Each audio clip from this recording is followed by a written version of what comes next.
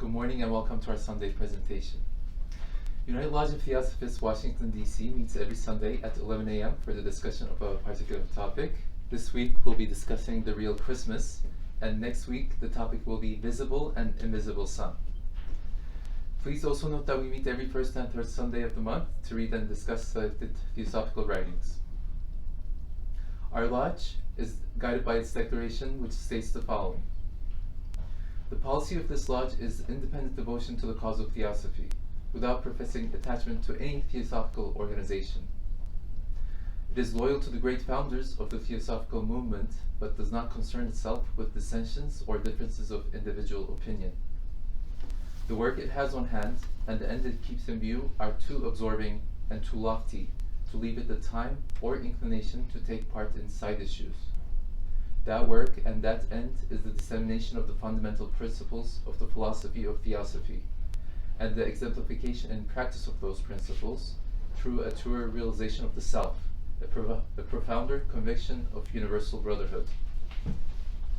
It holds that the unassailable basis for union among Theosophists, wherever and however situated, is similarity of aim, purpose, and teaching, and therefore has neither constitution, bylaws, nor officers, the sole bond between its associates being that basis. And it aims to disseminate this idea among Theosophists in the furtherance of unity. It regards as Theosophists all who are engaged in the true service of humanity without distinction of race, creed, sex, condition, or organization. And it welcomes to its association all those who are in accord with its declared purposes and who desire to fit themselves, by study and otherwise, to be the better able to help and teach others. The true Theosophist belongs to no cult or sect, yet belongs to each and all. Today's reading comes from the voice of the silence. Know, conqueror of sins, once that a Soani hath crossed the seventh path, all nature thrills with joyous awe and feels subdued. The silver star now twinkles out the news to the night blossoms. The streamlet to the pebbles ripples out the tale. Dark ocean waves will roar it to the rocks surf bound. Scent-laden breezes sing it to the vales, and stately pines mysteriously whisper, a master has arisen, a master of the day. He standeth now like a white pillar to the west, upon whose face the rising sun of thought eternal poureth forth its first most glorious waves. His mind, like a becalmed and boundless ocean, spreadeth out in shoreless space. He holdeth life and death in a strong hand. Yeah, he is mighty. The living power made free in him, that power which is himself, can raise the tabernacle of illusion high above the gods, above great Brahm and Indra. Now he shall surely reach his great reward. Shall he not use the gifts which it confers for his own rest and bliss, his well-earned weal and glory, he the subduer of the great delusion?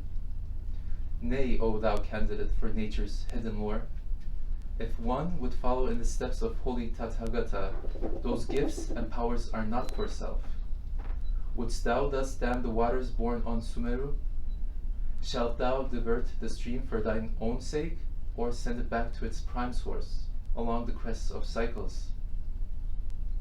If thou wouldst have that stream of hard-earned knowledge, of wisdom heaven-born, remain sweet running waters, thou shouldst not leave it to become a stagnant pond. Know if of Amitabha, the boundless age, thou wouldst become co-worker, then must thou shed the light acquired, like to the Bodhisattvas twain, upon the span of all three worlds. And now for today's talk. Thank you. Welcome, friend. Today's talk is about the real Christmas. We will start it with a poem. And also it is the winter solstice today, and happy solstice. The sun's return to the northern hemisphere. The circling path of time through starry spaces wide, hath turned earth toward the sun once more, and it is Christmas tide. Toward light and life we move, with hearts refreshed we sing, the seed time of old earth renewed. To all this message bring, goodwill to all that lives, a waking time of heart, in service that the masters teach, rejoice what's here the part, and this the Christ in all, and all men brothers be, one source of life and light and love, the soul own radiancy. So the real Christmas season comes as a cycle every year, as we all know. And the origin of this idea that the 25th of December assigned to the world's Savior, Jesus Christ, that being so divine, celebrated as Christmas Sun, have lost its true meaning, because Christmas time has a real meaning. And when we look at the historical recordings, there is no mention of Jesus Christ during the 2,000 years that we have been in evolution on Earth for this cycle. However, with the Master's Lodge and the records they keep, it is stated that Jesus came 100 to 150 years prior to the historical era, and that is why there is no historical evidence of his coming. And the divine beings are actually all born on the 25th of December.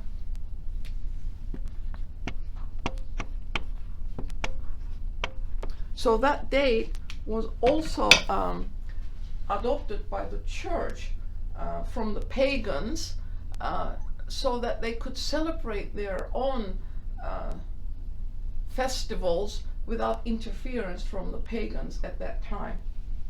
However, HPB writes in the Secret Doctrine that before this event, ages, thousands of years before, there were ceremonies at this season similar to this kind of celebration that we go through every year.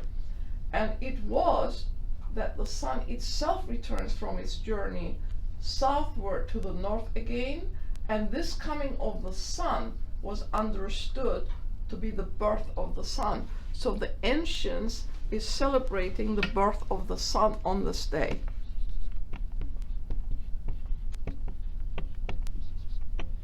So all of the sun gods, Adonis, Bacchus, Mithra, all are born on that day, 25th of December. But the Christmas season has its own occult reference, HPB tells us. It is the sun's birth, coming back and bringing fructification, those seeds and plants needing sun energy for their growth and expression.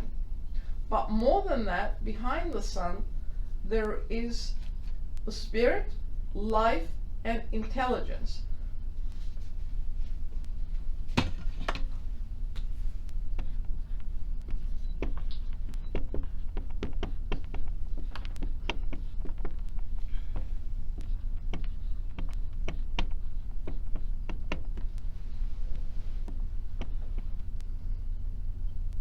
Intelligence. Spirit, life, and intelligence. So with this return of the sun, there is a spiritual, mental, and moral growth and uplifting. There is a springtime not only for the lower kingdoms, among plants and animals, but also among men. There is an incursion of energy, so to speak, which, if we could take advantage of, would enable us to do much more than we now do. But we have lost the knowledge, we are told, and we have forgotten the truth. and we do not apply to ourselves the fact of the recurrence of this real Christmas time, the season, not only of physical renewal of the earth and beings, but also return of the inner life, an impulse of a spiritual kind. So then the recurrence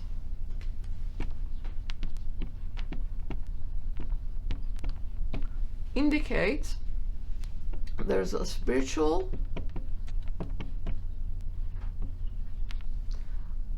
inner life. This recurrence is energy. In the secret doctrine, we were told that the astral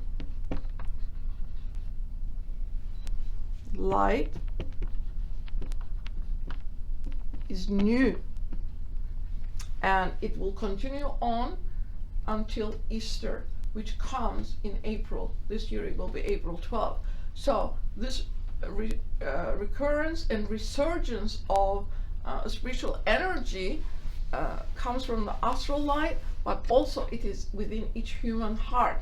So when this season comes, we see that a lot of people make promises for themselves that they're going to do this, that, the other in the new year, but it comes from this old philosophy that if we truly understand what it means, we can actually do a greater impulse into the world and into ourselves with what we decide to do with ourselves, because the energy of the astral light and that resurgence of the sunlight enables human beings to do things, if not in this season, HPB tells us it's 10 times more energetic during the season between 25th of December and April 12th of this year, which is Easter.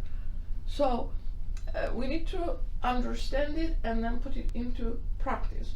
So the impulse or internal life, which is spiritual, is also available to us during this period.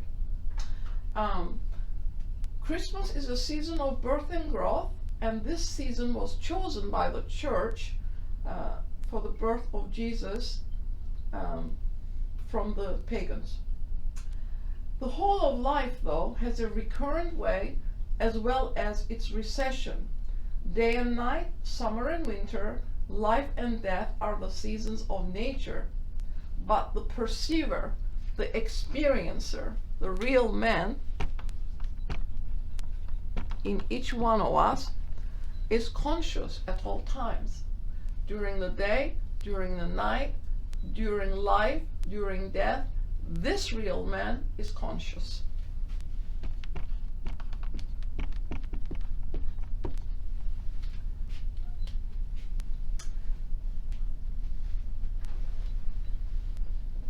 So, that consciousness then does not belong to a body. If we are alive in rest and what we call death, and that real man is conscious, then that truly indicates that we're truly immortal beings.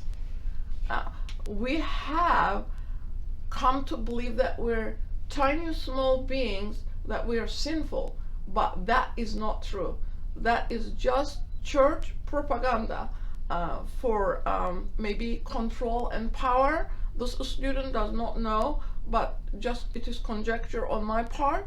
However, the real man in each human heart is conscious at all times, and this itself proves that we are immortal. Now, we're not talking about the body, we're talking about the inner, the spiritual man. And I believe in the previous talk it was referred to this triangle, and please forgive my bad drawing. I'm not very good at it. A straight line here. And we were told that the real man is this entity here.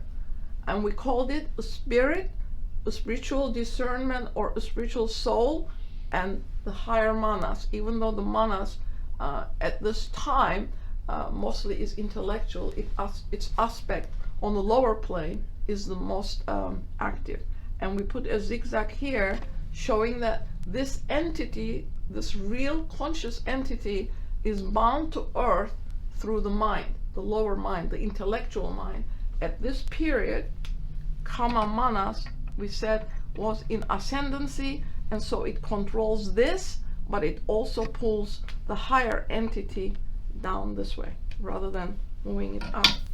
But during this period, with the resurgence of this energy, what they're telling us is that we can reverse that process. If we're going to do it, this is a prime time when we can do it. Aligning ourselves to the triad above, the spirit, buddhi, which is a spiritual soul, and manas, that entity is this entity here we're talking about. It is conscious at all times. So at this period, we normally bring with us those internal yearnings, and everybody has this. Internal yearnings, aspirations, and we are told that these remain from life to life. Depends what we have achieved, and in wanting to achieve it, this is a pregnant time to put it in effect, they are telling us. So whatever the heart is yearning for, and whatever aspirations we have brought them with us, because we were not able to accomplish them in the previous life, so they are with us. So according to this philosophy, then, there is an eternality of progress, and it is only restricted by ourselves. So we can work on these, remembering that there is only one life, that our aspirations and yearnings are not just particular to ourselves, that the universe, we're part of the universe, and that the universe, with these positive ideas that we have, can be turned to our advantage, because the earth's energy is young, and it can add that to our energy and move us forward with it. So this law of recurrent impressions are our opportunities, as said, from the past, and if it is a spiritual, it can take root and grow.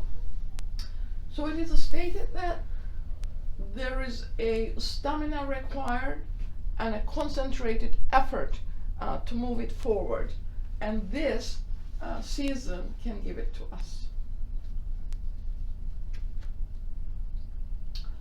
As there are tides in this energy becoming available to us personally, there are also tides when this energy is available to nations and races under cyclic law.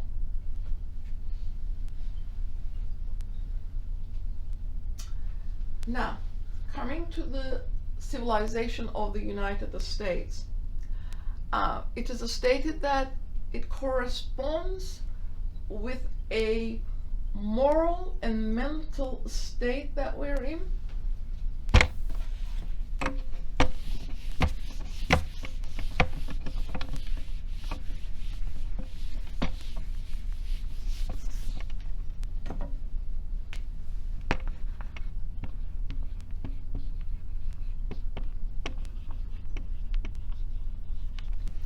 So this moral and mental state we're in is correspondent to the civilization of the 21st century. This philosophy was brought in at the end of the 19th century for the 100-year cycle, which coincided with the 2500-year cycle, with the 5000-year cycle of Krishna's death, and so it was very opportune time for the interjection of the philosophy into the mind of the race. So this mental and moral kind we are has also a particular body. this body that we have, for its expression. But as we know, all races rise and all of them disappear from the face of the earth. At the beginning, there were 7 types. Secret Doctrine says there's only 3 left on earth. So remembering that, we're going to obviously disappear eventually. In other words, just like the Roman Empire lived its life in 2,000 years and disappeared, HPV says most nations, in other words, boiling. It boils within, and this mental and moral nature, if it is not expressed to its highest effort, division occurs.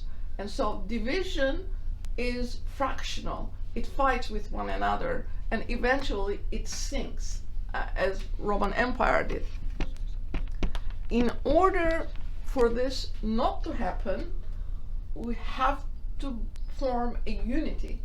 And you can look around to our own existence today and see if that unity exists. We're told that this is an iron age. It is a cruel age.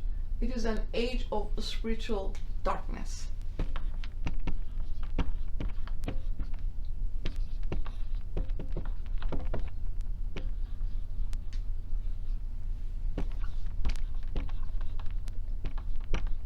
But at the same time, we are told that during this period, when that incursion of energy is with us, we are to use it to bring forth what we have gained in the golden, silver, and bronze ages. And not only that, we have to use those aspirations that we have brought with us to start a golden age in it.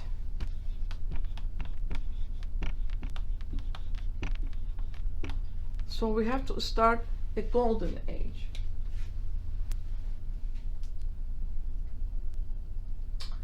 When we look around, we notice that our discoveries, science, religion, social and national life is immersed in material things without a spirituality.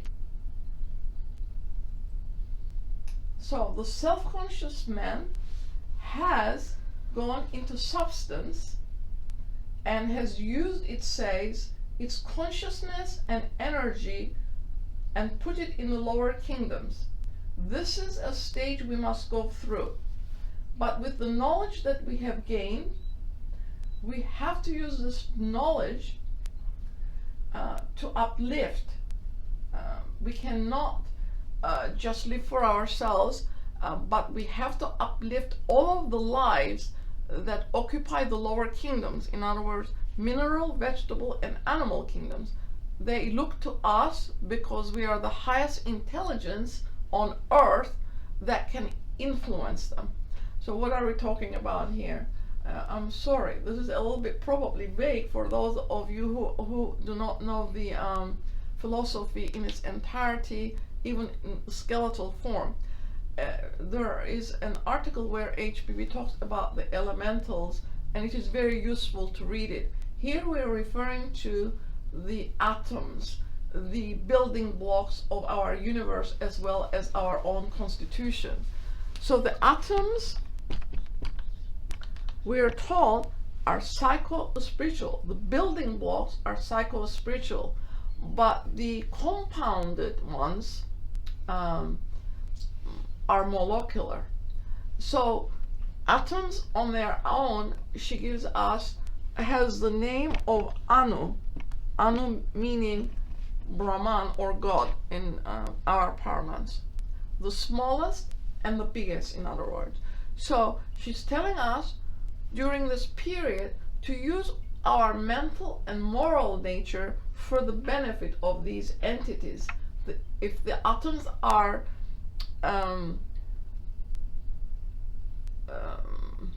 psycho-spiritual,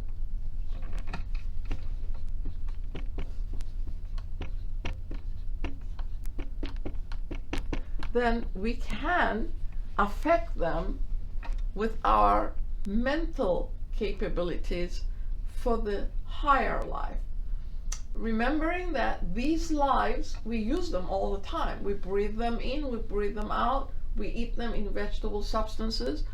The elementals are the souls of the atoms, souls of the atoms. In other words, where the homogeneity does not exist, that universal one life is the energizing force behind these atoms. So we can join in that effort and make them beneficent to humanity. She's telling us that our imprint is carried on these constituent parts. Not only we're going to use them, but the next generation is going to use them, and the one that comes after that. So if we uplift them, we're being told that they enable us to go through this dark age. They do not become blocks, in other words, enabling us to go or being in our way of going. So we need to give them the correct impulse here. She is telling us that this is a receding tide, and that all theological ideas have lost their sway over the minds of men, because that was one of her objectives when she came to the Victorian age. She crushed it.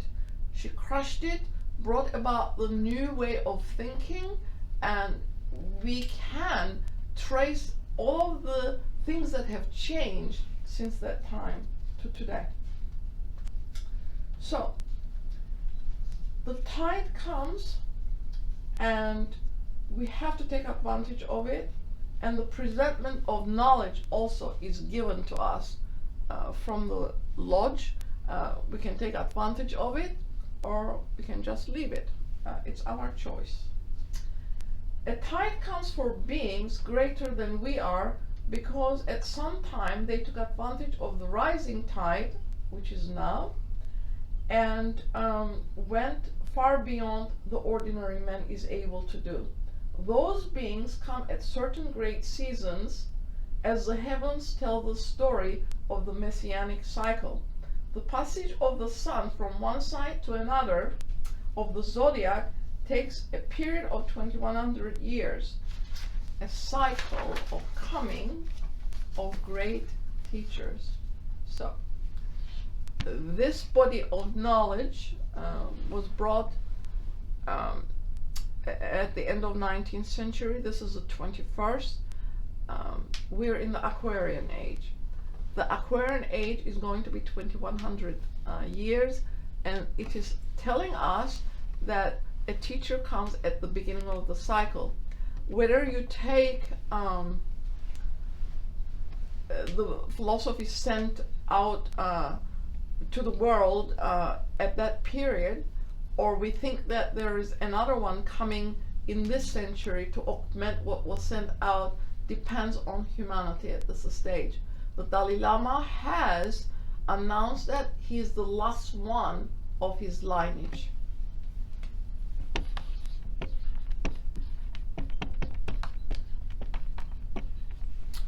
Dalai Lama is trying to free Tibet. Tibet is now under Chinese rule, and the Chinese government has declared that they're choosing the next Dalai Lama, and the Dalai Lama says there will not be a next one. Humanity has, with their behavior, put an end to it, in other words. So the Dalai Lama will not have a successor in the next period to come. And whether we have taken this philosophy and used it for the benefit of humanity sufficiently enough will determine if someone is coming or not. Or we're going to wait till the end of the Aquarian age for another great being to come and interject into the humanity of that era new knowledge. So it says, Christmas is a time for giving and also for receiving. but there is a giving that is not of things. There is a giving of the heart itself.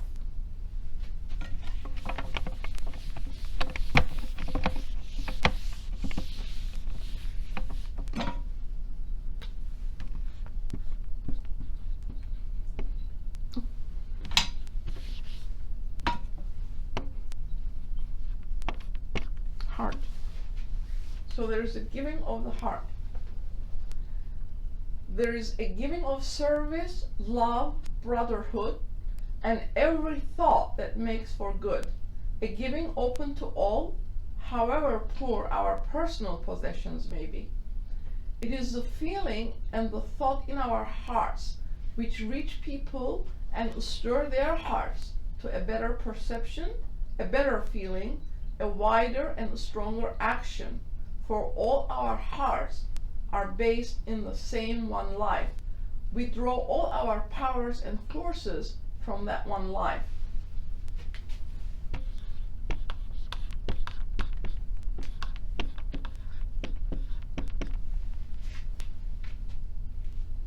There's only one oversoul.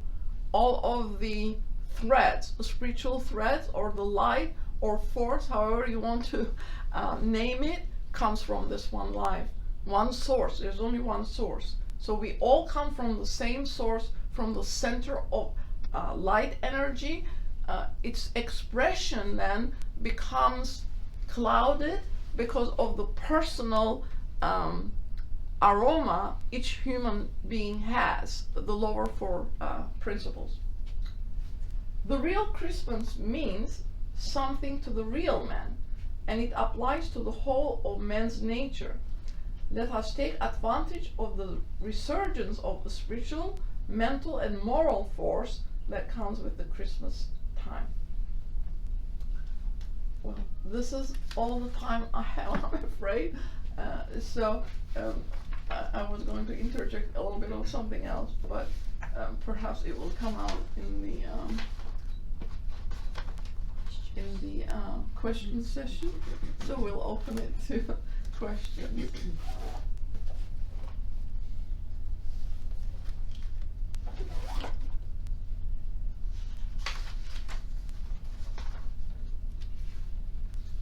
Yeah. So you said that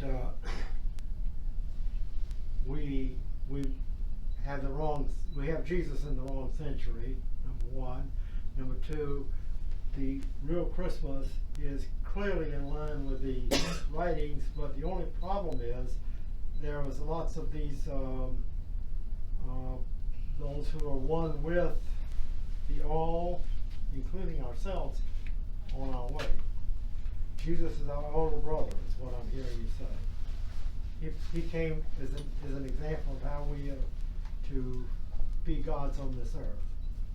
That is true.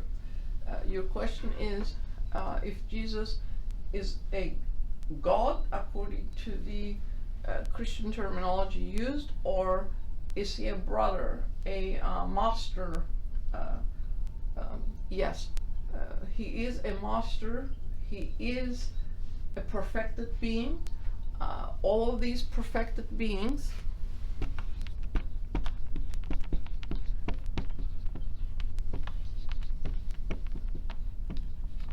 belong to the same fraternity, because it is one of their number that they assumes that role to come into the world to give a new impulse towards correct understanding of the philosophy, because each one brings the same philosophy, but it is given in a different tongue and a different style depending where they're coming and who is bringing it.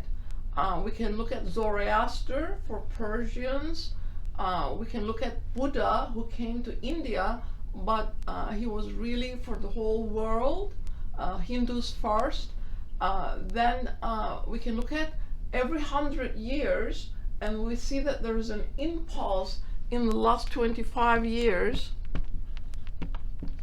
of the century. The one that sticks in my mind was prior to HPB's appearance came Mesmer, Cagliostro, and Saint Germain.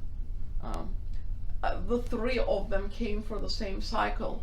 So we can trace them from the things that they did and what advantages then came into our lives. We can trace these beings.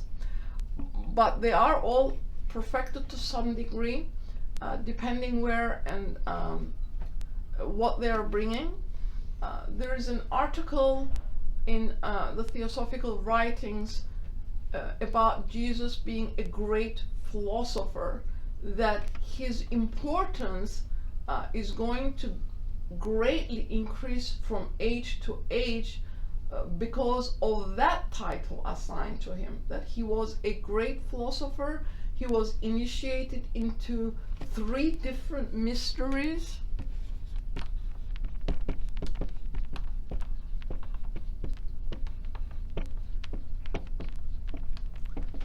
But he came to the Jewish nation to correct all of the mistakes that had crept into their religion and to put it into a correct footing. And HPB writes a lot of stuff about this individuality. His real name is Joshua BenPandera.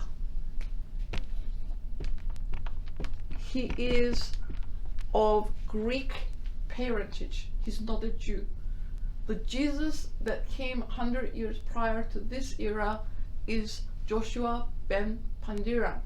He was initiated into 3 different mysteries at that time, and he gave that philosophy to the inner circle that he had. What he could not give openly to the public, he gave it as parables. There is a comparison of his teachings in the Secret Doctrine with that of Buddha, and you can tell that all of his philosophy is Buddhistic.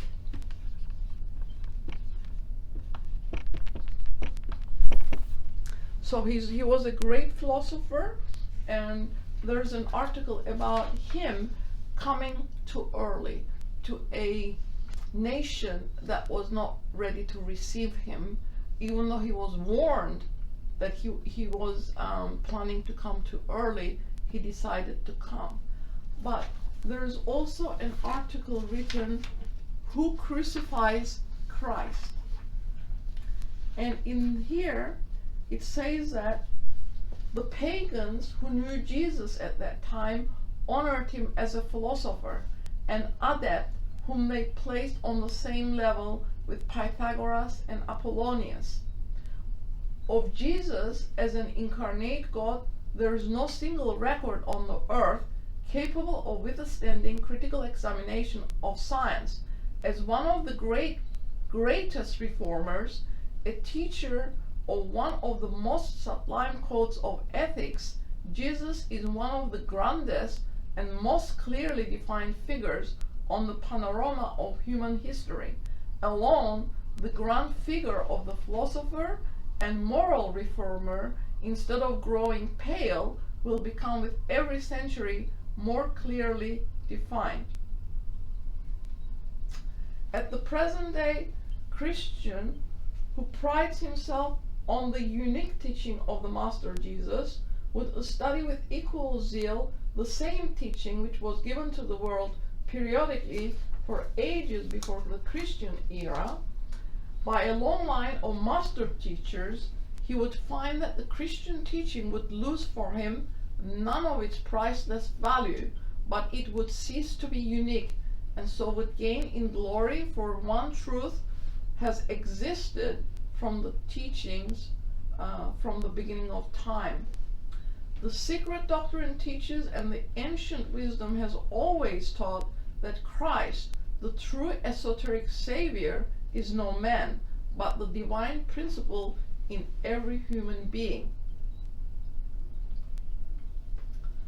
In spite of materialism, in spite of ignorance and misunderstanding, repeatedly crucified by men's terrestrial passions, by his every sinful thought and unworthy deed, the Christos dwells in the heart of man, buried deep in the sepulchre of his sinful flesh, the true esoteric Savior, the divine principle in every human being, be that being a Christian, a Jain, or Jew, awaits the day of its resurrection. So here we're referring to the Christ principle as the light in each human heart. So yearly in Christendom is celebrated the resurrection of Christ. It is no one man who rises to the glory of the Father, but every human being who has a strength to roll back the stone of matter from the door of his own inner sanctuary. He who has gained such a strength through self-effort, he has the risen Christ in him. This is the age-old truth, and it applies equally to the Christian and to the homeless wanderer on the face of the earth.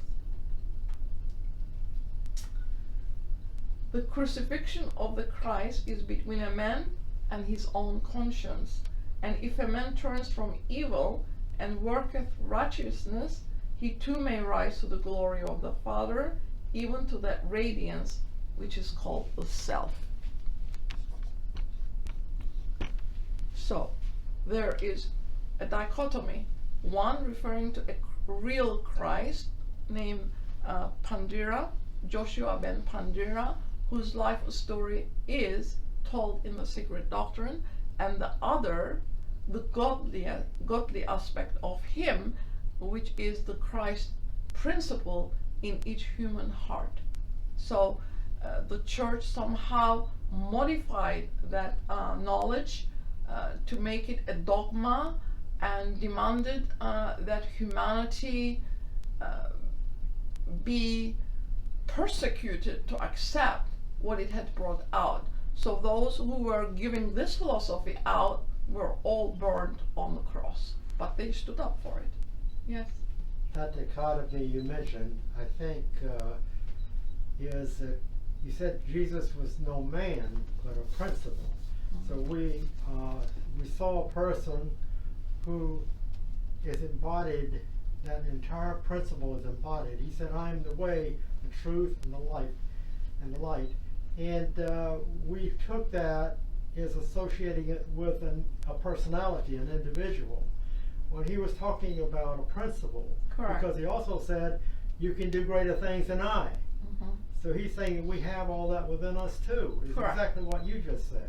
Correct. But it was turned around for what purpose this student does not know. As I said, this student does not know. But we are now in the 21st century. Our minds are open, and HPB has an article that I recommend all of you to read. It's called The Rising Tide, the Tidal Wave, the Tidal Wave.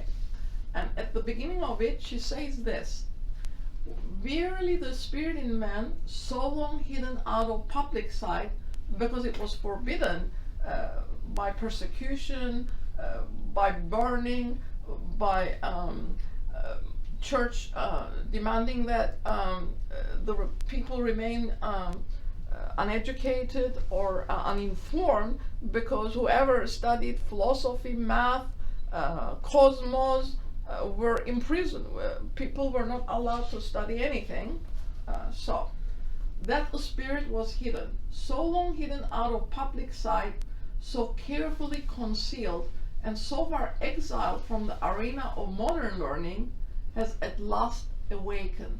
She's writing this in the 19th century, so the spiritual yearnings are awakened. It now asserts itself and is loudly redemanding its unrecognized yet ever legitimate rights. It refuses to be any longer trampled under the brutal foot of materialism, speculated upon by the churches, and made a fathomless source of income by those who have self-constituted themselves its universal custodians.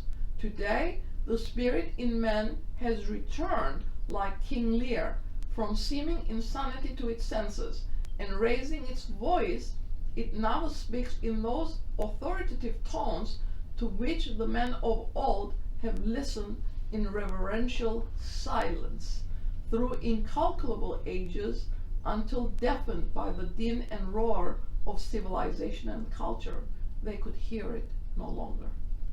Now, this refers to our style of living, as well as our concentration on material things, which she tells us that it's a natural course we have to go through, but we need to go through it and learn our lessons and uplift everything around us, including ourselves, and become beneficent to nature and to, of course, all humanity. So this article, The Tidal Wave, I recommend that you all read it. It's a tremendous input to our understanding. There's a man, a young man of 35 in here that is quoted from. He wrote to the editor, and he says, "I resent with every fiber in my body the idea that I can become so enmeshed in mere events, accidents, circumstances, that all of me must be consumed in dealing with them, and nothing left over for the functioning of the spiritual something that is the essence of human living, that exercise of individual technique made up of protest against the pigsty and an outstretched arm toward the will of the wisp we variously denominate beauty, wisdom, soul development. I believe if I am to be born again, am to cleanse myself of this weeding over of my essential earthly simplicity, I must above all maintain an unflinching fidelity to my own particular insight.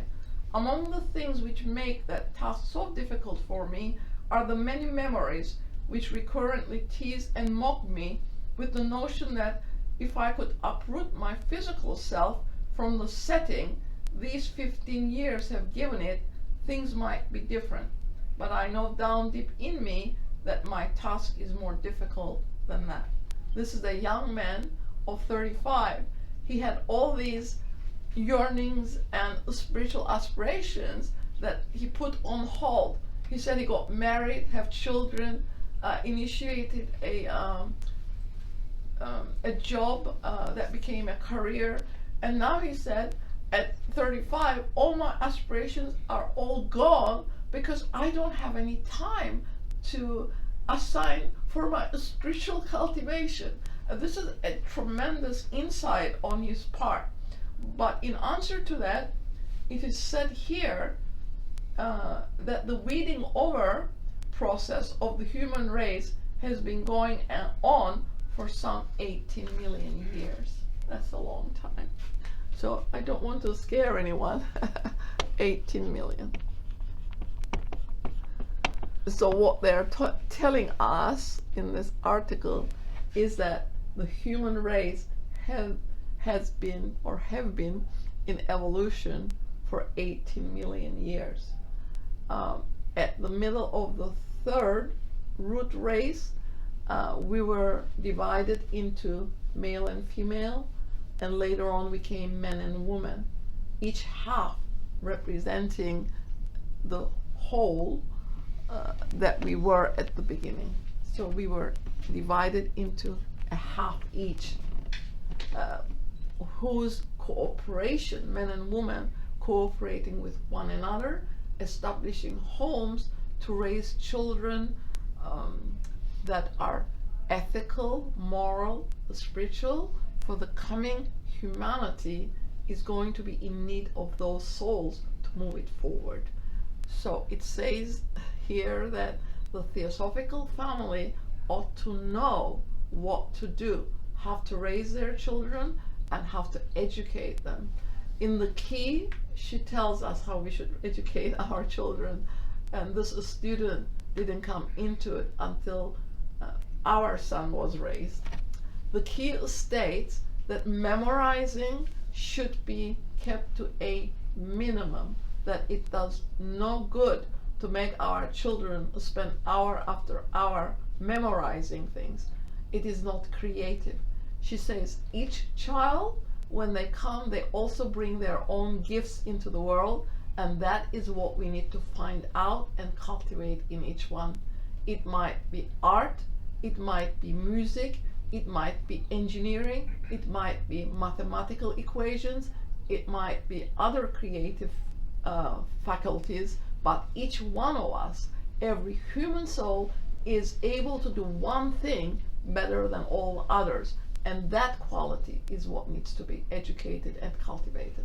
And she says our education system, she criticizes it, is only suited to raise dull intellects. She's talking about moneyed classes, dull intellects, to put over the real creative intellects who do not get a chance to have modern education in the sense she's describing, to become a model for society to follow. And she says those dull intellects eventually become the managers, the top level in the societal norm, because they're put in charge of banks and other entities, and they take advantage of their lesser intelligent brothers and sisters in money making. This is not a very good picture to look forward to, but if you look at around, what she said during that time has come to be true. We had a crash of our banks in 2008 because they were selling derivatives that had absolutely no value. They knew it would crash, but the billions of dollars, whoever had it still has it, because it was the public tax dollar that saved that economy, not those individuals who had stolen the money. None of them gave it back. So we do have to understand what is going on, and we need to learn the philosophy to apply it to ourselves, because by applying it to ourselves, we make our inner life richer, that we talked about, that monastic element. Let me see, where was that? She also said that the mind, since it is open, it is asking questions. I don't know where it was written, but it is in one of these articles. And she says that inquiry that the mind makes, because it's open and it's free to do so, will eventually bring it to the spiritual expression of itself. That is a very tremendous statement, in the sense that the higher mind is active, but unknowingly to ourselves. But when we make it a purposeful activity to use it, then what does it do? It comes down and takes the thief up to heaven. It is stated in the writing. So it gives that light and informs the personality, is what it is saying. The personality being the intellect. In other words, the alchemical process is going in the body, and eventually the brain is going to be of a finer material, so that it can retain what it is being given at night in sleep, where we go into the higher realms and we correspond with the gods, so to speak, in quotation marks, those entities, the knowers. So we can bring it and then use it for the benefit of humanity. Once that is open, she says, then we have become unstoppable. She says a lot of stuff. And if we understand her, she's truly trying to benefit humanity. So we become unstoppable. I think that's the correct spell. Unstoppable? Yeah. So there is hope, and this student is going to finish it with a positive note. So when you look around, we see young people coming with a purpose. They know why they're here. And these are very young kids. The youngest one was an elementary school student whose mother was an IT person, and she asked her mother for her to help build a site, a website where she could extend charitable help. What she does is she gets bags for school students and fills them up with all kinds of supplies that the students are going to need at the beginning of the year, and she donates them. And I think that's a wonderful idea. This is an elementary school kid who's doing it with the help of her mother. It's a little girl.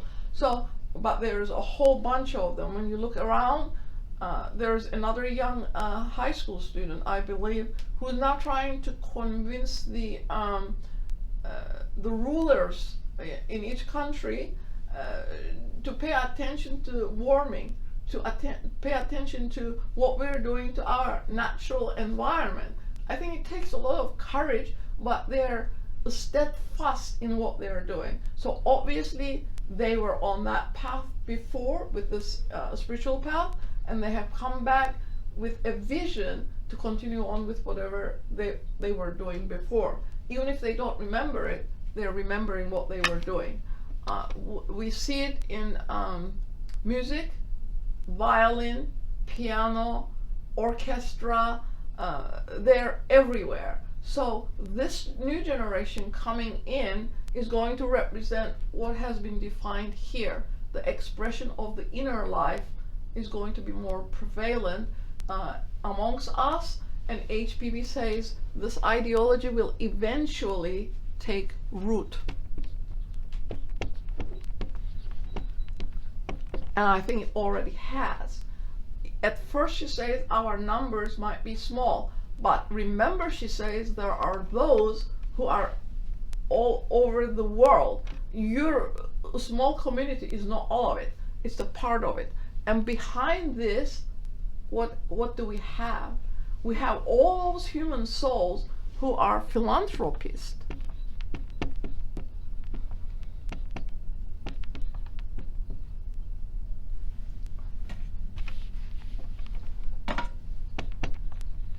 Is it this way? Philanthropist? Something like that. I might have misspelled it. No H at the end. Never mind. Philanthropist. Philanthropist. You don't need an H here. Yeah, philanthropist.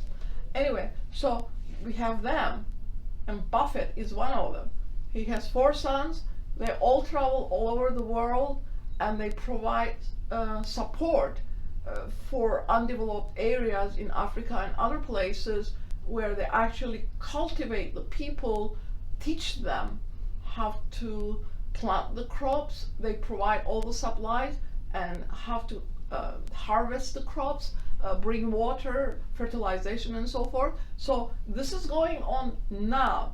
And the other one is going somewhere in India and trying to get rid of eye diseases in some areas. And some of the doctors that are here actually go and help the doctors over there, and they have their own company to build lenses. It costs them $1, not so here, so they do it over there, and they're doing free surgery or cataract removal to help these people who have not been able to see, say, for 20-30 years, and they give them their sight back. So I think there's tremendous work going on all across the continents to improve the status of humanity. So this is definitely taken root, and we will see more of it as the time goes on. Thank you for coming.